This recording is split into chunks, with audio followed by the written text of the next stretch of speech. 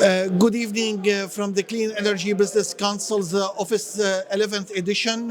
Very pleased to welcome Dr. Nasser Saidi, Chairman of CEBC. Thank you very much. We're days away from COP28 here in the UAE. What is the message from CEBC?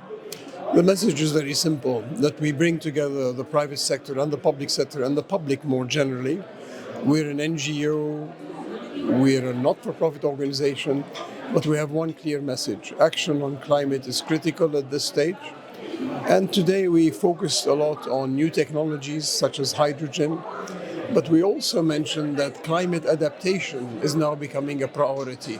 It's not just climate risk mitigation using electric vehicles, solar power and all that. The region is doing well on those. Yeah. But more critical, as we've seen, is making sure our infrastructure is climate resilient. Yeah. In the West, we see activists basically at the grassroots level, cutting highways and all that, while the governments are more reluctant for the complexity of the policy process. In the Middle East, it's the other way around. We see that the governments are at the forefront. They've taken the initiative. Yes. The governments have taken the initiative. I mean, we're in the UAE, which is hosting COP28.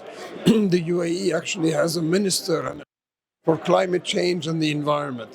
I think that's an example to all the world of where we should be heading. Yeah, the private sector is less so. We see some reluctancy in terms of implementation. What I like about the Clean Energy Business Council is the focus on implementation rather than theories. Yes. How can we entice and more inclusion from the private sector? I think what we need to do is to work at several levels. We need to go to universities and even high schools and raise awareness. I think that's part of it. But second, I think making technologies available to everybody. Mm-hmm. Electric vehicles is a perfect one. What I'm seeing across the Gulf, starting with the UAE, is, for example, putting in place the EV infrastructure, chargers and all the rest, which help people adopt it.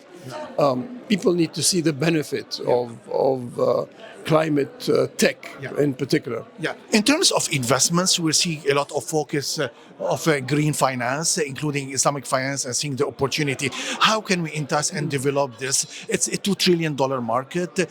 Most of it remains untapped, including especially we are in the Middle East with the opportunity of Sukuk and the Islamic green bonds and all that. How can we develop that further? I think we've got international financial centers in the UAE, among others. Both the DIFC and the AGGM, they're dedicated really, and they're international. I think they should be at the forefront in terms of developing climate finance. And I, for one, believe that we should have a green bank for the region. Which would then use Islamic finance, which would partner with many of our sovereign wealth funds and development funds, the Islamic Development Bank. All of those have got to come together. What we're talking about is a market which goes into the trillions, not only hundreds of billions, but goes into the trillions. And particularly coming back to adaptation of infrastructure, we've seen some disasters happen in the region, in Libya, Pakistan and others. Those were because the infrastructure was not climate resilient. We're going to have to make massive investments to make our infrastructure, which is roads, power, utilities, health systems, everything, climate resilient. And that's going to require a lot of investment.